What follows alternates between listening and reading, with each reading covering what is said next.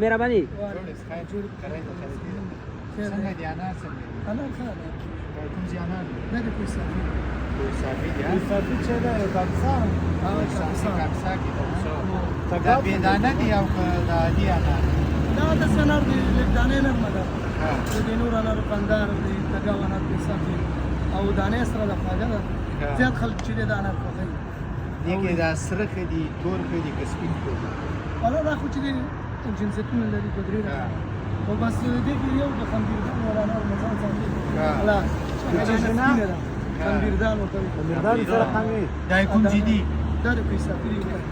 دا خمبیردان چې دی ویل دا دي دا هم د کوی صافي راځي په دا چې د ولسوالۍ د چې وبنه لري انار چې دی سپین دانه دي هغه هم دي دانه سپینه زیات خلک وي چې به مونږ ته راځي مونږ ته وي انار نور سپینو دلته ماته دانی وایي شپږ دانی چې ورته به باور دی وایي چې واګې دي هغه سپین دي نه خواږه لري خو لکه څنګه خوشاله نه دي منګه ملګری راغلي دي جناب افضلی صاحب فیصل شینواری بلاکاس بشیر دریس قرآن لی زخمل ذاکر الله میاخیل ولیزاده صاحب ادریس ولیزاده صاحب په عکاسي کې هغه مصروفه ده دوی وایي چې یو بنډار یا میله د انارو او خوند هم واخلو موسم هم د دې په یخېدا ده دې وخت کې خوند هم کوي موږ ته به څنګه انار راکړي اول خو دا یو انار راته سپین کړي دا تاسو دا چا نه زده کړو تاسو داسې د انار راباسئ دلته چې کړې بیخي دا د خلکو زړه وړېږي یا د چا خبره چې من باندې کور ته ویسي یو انار راته راواخلئ چې دا څه رقم تاسو مینوئ دا ټریک یې راته وکړئ چلې راته دې ټریک ډېر اسانه دی خو بس لږ سوچ غواړي ولیزاده صاحب عکاسي کې ښه وړاندې راولي په څه کې ویډیو کې چې همداسې کې چالې زده کړو مړی د ښېګڼې ووایي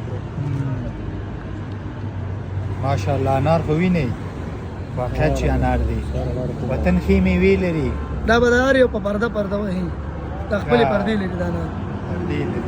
داسې دی ورته جله خیر بغلي داسې پاکایي ورکوي ښه ونیسه صاحب په منځ کې کنواله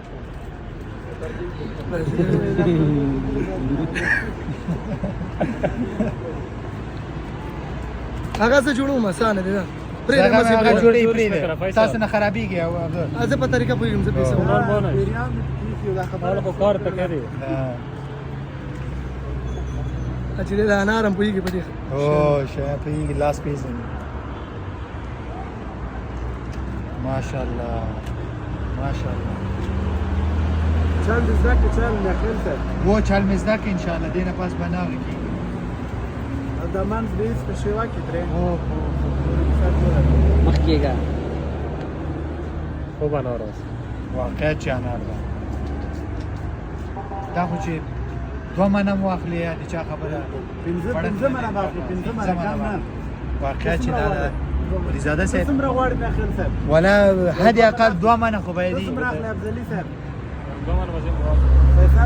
لاړ شي او موږ یو من اخلو موږ لږ ضعیف یو هلته لاړ شي هغه چې ویډیو کې راشي مهرباني بیا به پرېږدي ما ته په ګاډه ده بیا شبرک کور ودان واقعیت خواږه ده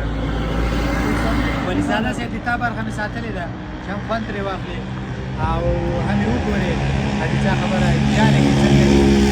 مننه کور دې ودان تا نه مننه وکړ او الله دې کاروبار ښه کړي او چې ټوله یو خو داسې د خیال